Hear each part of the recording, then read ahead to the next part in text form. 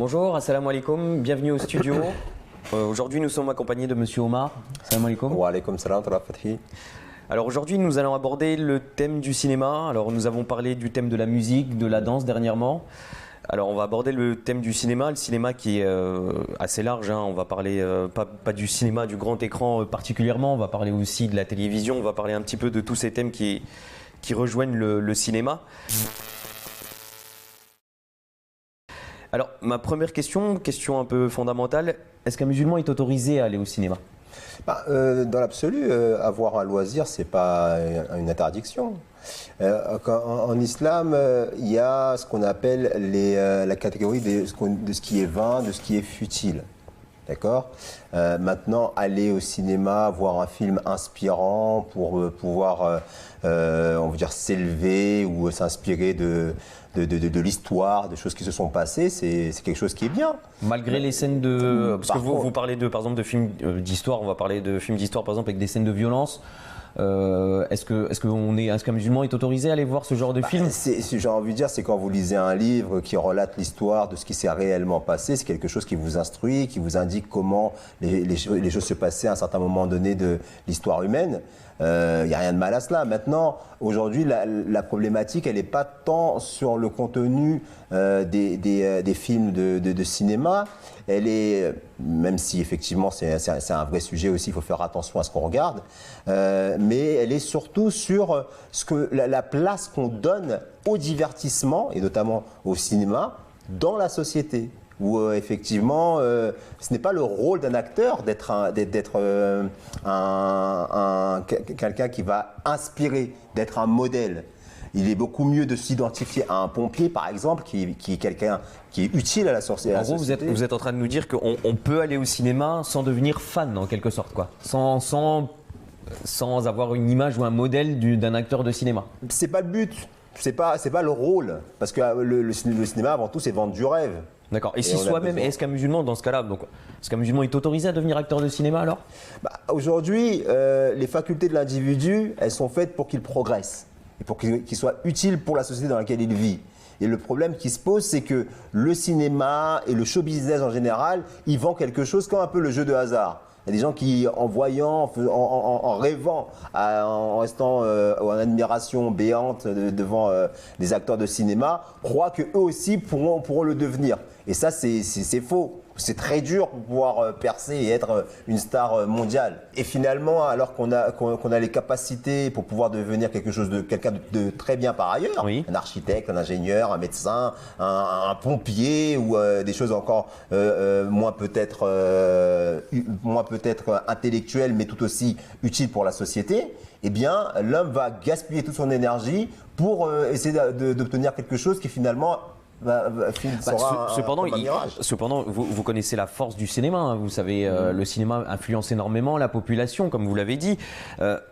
On peut faire passer des messages par l'intermédiaire du cinéma. Donc, est-ce qu'un musulman peut utiliser cet outil-là, cet outil du cinéma pour faire un film, pour promouvoir je ne sais quoi, n'importe quoi. Est-ce qu'il peut utiliser cet outil pour promouvoir quelque chose ?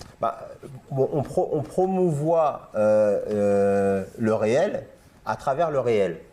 Le cinéma, aujourd'hui, il peut véhiculer des messages et individuellement, on peut se nourrir des messages que véhicule ce média-là.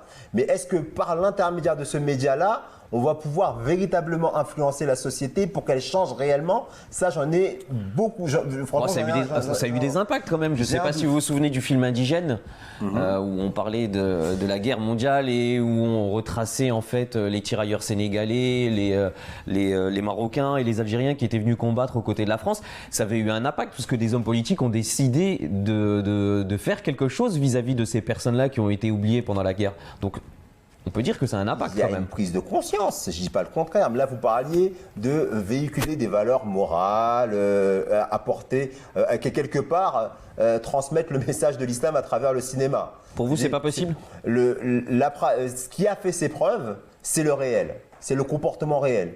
Au cinéma, vous avez des acteurs qui vont démontrer une facette, et c'est leur métier. Ils vont jouer, c'est le cas de le dire. Mais dans la vie de tous les jours, ils auront un rôle complètement différent. Et donc, comment une personne pourra s'identifier à une personne qui véhicule un certain message, parce que c'est son métier, son rôle, et que dans la vie de tous les jours, il est complètement différent, il n'est pas du tout exemplaire. Donc là, se pose le problème justement du modèle.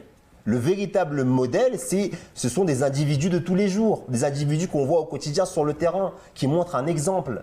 Mais au cinéma, on joue un exemple. C'est complètement différent. D'accord. Mais étant donné qu'on n'a pas à l'époque du Saint Prophète, que la paix soit sur lui, on n'avait pas de dire sur le cinéma, le cinéma n'existait pas. Donc, comment peut-on déduire tout cela au jour d'aujourd'hui? Comment l'islam peut donner ses conseils vis-à-vis du cinéma, par exemple, ou de la télévision, ou de Netflix, de tous ces médias-là? Parce que le principe, c'est la comédie. Et le principe de la comédie, c'est jouer. Le principe de la comédie, c'est faire semblant. Et après, on paye les gens pour faire ça.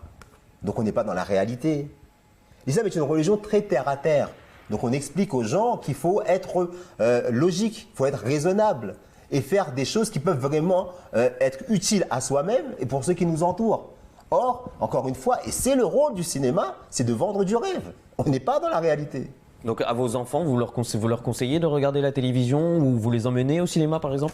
Je contrôle. Personnellement, vous hein. Personnellement, bien sûr, je contrôle. C'est ceux qui regardent à la télévision au sein du domicile. Et si on doit aller voir un film au cinéma, on ira bien sûr voir un film si effectivement je trouve qu'il y a une utilité à aller voir ce film-là.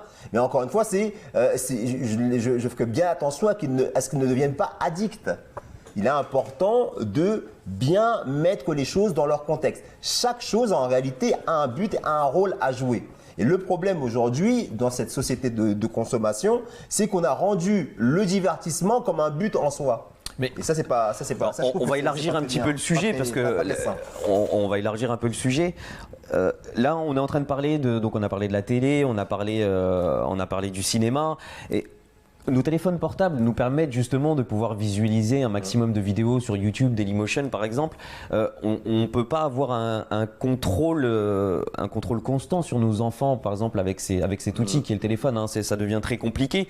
Et on voit qu'au jour d'aujourd'hui, la jeunesse est totalement addicte au smartphone. Hein. Ça fait partie de notre vie. On voit souvent des jeunes, ils sont tous ensemble, personne ne se parle, mais tout le monde est sur son téléphone. Un musulman peut-il... Au final, j'ai envie de vous poser une question toute simple. Est-ce qu'un musulman peut posséder un smartphone? Moi, je vais vous répondre par rapport à ceux qui ont créé les smartphones, ceux qui ont été les papes, on va dire, du net. Eh bien, eux-mêmes, à leurs enfants, ils les envoient dans des écoles où il n'y a pas toutes ces choses-là. C'est pour vous dire qu'ils connaissent les dangers de cette chose. Bah oui, parce qu'au final, si on part du principe que le musulman est là pour adorer Dieu, cet outil que le smartphone va l'éloigner de Dieu un peu. Dans l'absolu, on n'est pas là, encore une fois, pour décréter, dire c'est halal ou c'est haram, bien que le motif de l'émission. On est là pour ça un peu. Hein. Mais je veux dire, l'islam, il n'est pas là pour ça. D'accord. Il est là pour orienter, pour canaliser, pour conseiller. Oui, mais je me souviens des premières émissions. Alors, halal ou haram, on va revenir sur le principe de base, qui est le halal ou haram. C'est, on fait d'un côté... on dit ce qui est bénéfique et de l'autre côté, on dit ce qui n'est pas bénéfique. D'accord. Et après, sur le smartphone, j'ai envie de vous dire que si on fait la somme des deux, ou du moins si on fait la différence entre les deux plutôt, je dirais que c'est pas bénéfique, non? Non, il y a de l'utilité. Mais encore une fois, l'islam est une religion de modération. C'est ça que je vous ai déjà dit d'ailleurs dans les précédentes émissions, qu'il y a très peu d'interdits en islam. Mais il y a ce qui rentre dans la futilité. Et le futile peut devenir interdit quand il est commis dans l'excès. Et comme l'islam est une religion de modération, elle modère l'usage d'outils qui pourraient être néfastes pour l'individu. Et le smartphone, il rentre complètement dans cette catégorie-là.